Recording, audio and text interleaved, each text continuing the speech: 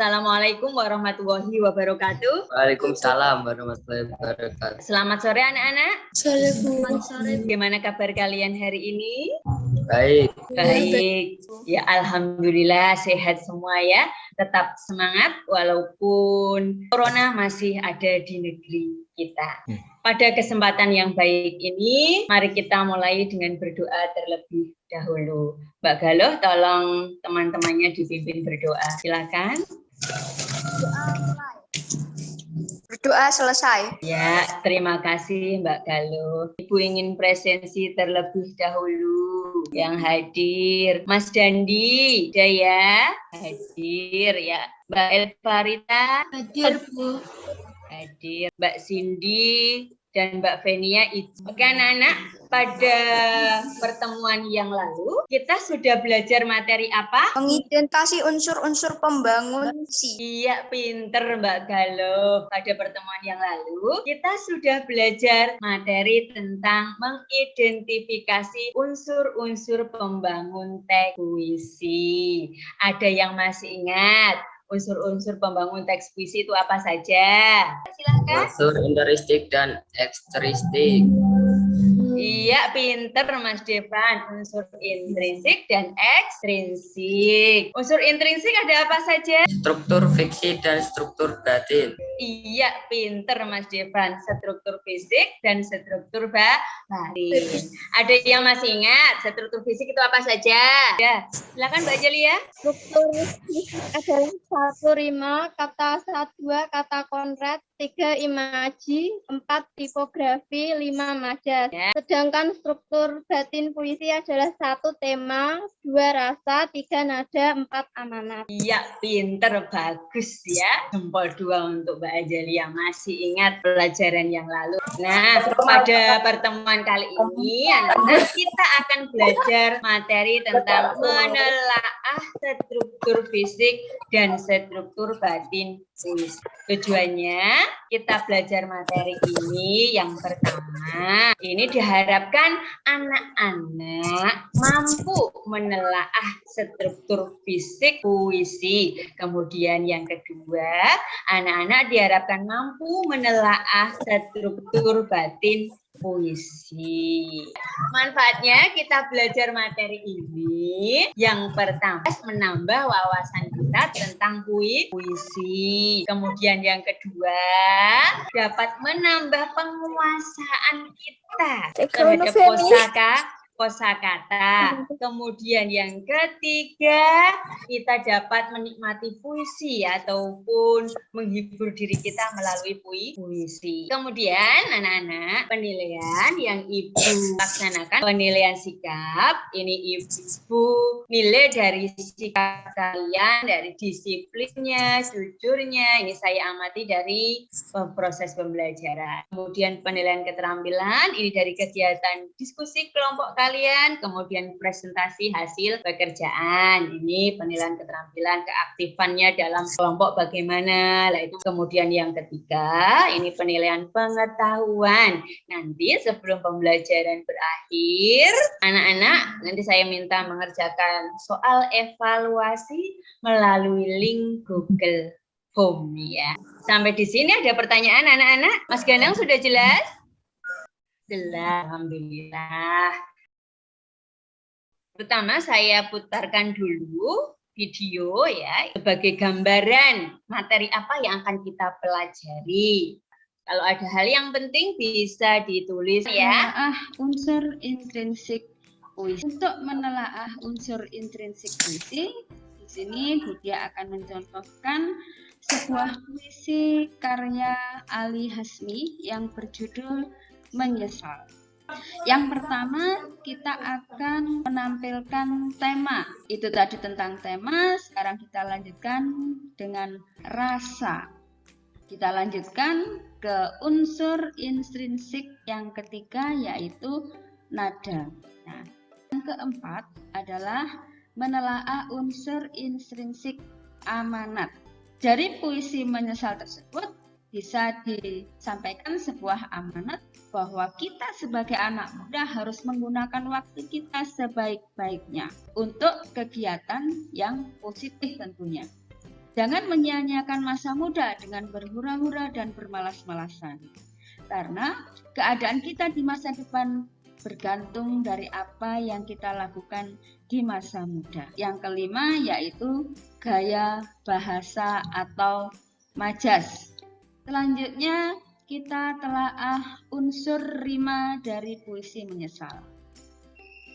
Unsur yang berikutnya yaitu tipografi. Unsur yang kedelapan yaitu imaji atau pencitraan. Unsur yang berikutnya yaitu kata konkret. Nah, video tersebut isinya tentang apa anak-anak? Video tersebut tentang puisi menyesal. Pinter ya, betul sekali ya. Berarti tadi menyimak dengan baik ya. Kemudian selain struktur fisik ada apa lagi? Struktur Oh ya, Mas Diandra, struktur batin. Apa saja Mas Diandra? Penyesalan, dua nada sedih, kecewa, tegas. Ya, iya pinter, bagus Mas Diandra. Oke, ada yang mau menyimpulkan tentang isi video tersebut? Silahkan. Video berisi hasil telaah struktur fisik dan struktur batin puisi berjudul Penyesalan. Struktur fisik dan struktur batin puisi tersebut lengkap. Iya, pinter, bagus. Nah, ini semangat ya. Nah, untuk memperjelas pemahaman kalian, Ibu tampilkan PPT. Sudah terlihat? Sudah, Bu. Ya. Yang semangat, ayo. Ya, puisi itu teks atau karangan yang mengungkapkan pikiran dan perasaan dengan mengutamakan keindahan kata-kata. Nah, ini yang kita bahas saat ini ya. Unsur-unsur pembangun puisi, unsur intrinsik puisi. Ini ada struktur fisik puisi dan struktur batin puisi. Struktur fisik puisi itu yang pertama ada baris bait. Dari bentuknya ya, struktur fisik itu dilihat dari bentuknya. Puisi itu berbentuk baris bait. Nah, baris bait ini masuk ke dalam tipografi. Kemudian diksi. Diksi itu pilihan kata. Kemudian imaji. Imaji itu pemberian gambaran kepada pembaca. Seolah-olah ini pembaca bisa melihat, mendengar, ataupun merasakan apa yang disampaikan oleh pengarang. Ini ada 3 ya anak-anak. Ada imaji visual, ini berhubungan dengan indera penglihatan. Kemudian ada imaji auditif, ini berhubungan dengan indera pendengaran. Dan yang terakhir imaji taktil, ini berhubungan dengan indera perasaan. Kemudian ada rima. Rima itu pengulangan persamaan bunyi ya. Ini ada rima asonansi, rima aliterasi. Nah, tipografi bentuk tadi ya. Puisi berbentuk baris, bait. Kemudian kata konkret. Nah, kata konkret ini fungsinya untuk memperjelas kata sebagai efek pembayangan ya. Kemudian majas. Majas itu penggunaan gaya bahasa yang berupa kiasan. Kemudian struktur batin puisi ini ya. Yang pertama tema, ini jelas. Tema itu gagasan pokok yang mendasari puisi. Ayo yang semangat, kok lemah semua ya. Kemudian nada itu sikap penyair terhadap pembaca tadi sesuai video tadi ya. Nada tegas, nada itu ada nada tegas, nada menggurui, nada protes dan sebagainya. Rasa itu perasaan yang tergambar dalam puisi. Ini ada sedih, gembira, dan sebagainya. Kalau amanat, itu pesan yang disampaikan pengarang kepada pembaca. Oke, anak-anak sampai di sini sudah jelas? Sudah jelas, anak-anak? Jelas. Ada pertanyaan? Tidak. Alhamdulillah berarti sudah jelas semua ya. Pinter-pinter memang ya. Oke, sekarang silakan anak-anak baca puisi berjudul Hujan di Bulan Juni pada buku teks halaman 202.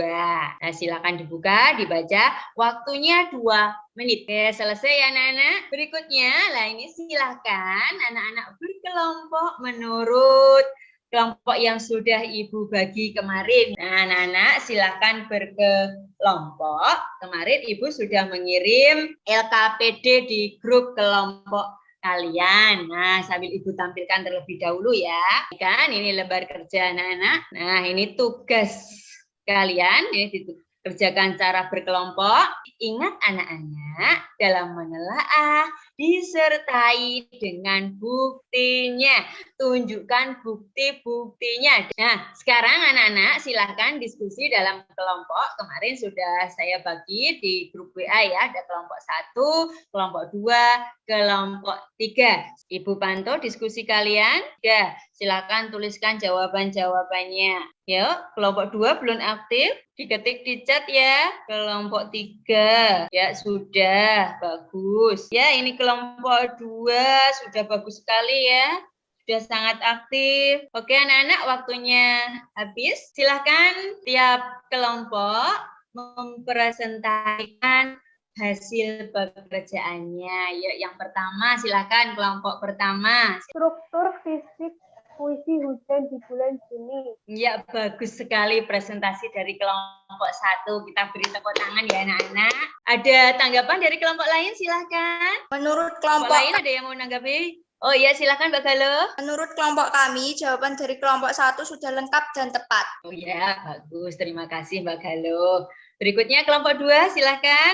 Struktur batin puisi hujan di bulan Juni. 1. Tema. Tema dari puisi hujan bulan Juni adalah cinta terpendam yang tak terungkapkan.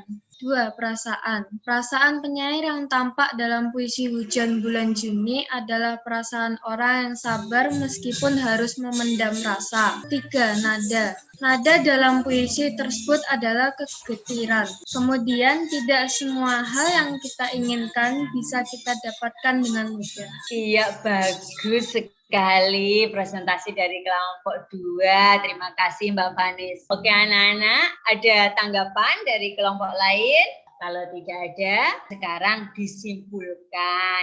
Bagaimana sih isinya? Ya Mas Diadra, kalau begitu ya silahkan disimpulkan Mas. Kesimpulan saya untuk pembelajaran hari ini adalah bahwa puisi hujan di bulan Juni memiliki struktur fisik dan struktur batin yang lengkap. Iya, pinter. Terima kasih. Nah, anak-anak, kalian sudah berlatih menelaah struktur fisik maupun struktur batin puisi. Nah, ini untuk penilaian pengetahuan, lah silahkan anak-anak buka link Google Form yang sudah Ibu kirim di grup WA. Silahkan dikerjakan. Sudah, Bu. Berarti sudah selesai ya, waktunya habis. Sebelum pembelajaran Ibu tutup, Ibu ingin tahu apa pengalaman kalian dalam mengikuti pembelajaran hari ini. Saya sangat senang dalam mengikuti pembelajaran hari sebab menambah wawasan saya tentang puisi. Selain itu, dengan belajar puisi dapat menghibur diri. Iya, terima kasih. Tugas di rumah silahkan anak-anak cari puisi dari internet, kemudian telaah struktur fisik maupun struktur batin. Kalau sudah selesai, dikirim ke email saya. Untuk pembelajaran selanjutnya, anak-anak, kita akan belajar materi menulis puisi. Anak-anak tetap semangat, jaga kesehatan. Ibu doakan semoga kalian dalam keadaan sehat dan senantiasa dilindungi oleh Tuhan. Amin. Ya anak-anak, apabila ada kata-kata Ibu yang kurang berkenan di hati anak-anak, mohon dimaafkan. Saya akhiri. Wassalamualaikum warahmatullahi wabarakatuh. Waalaikumsalam warahmatullahi wabarakatuh.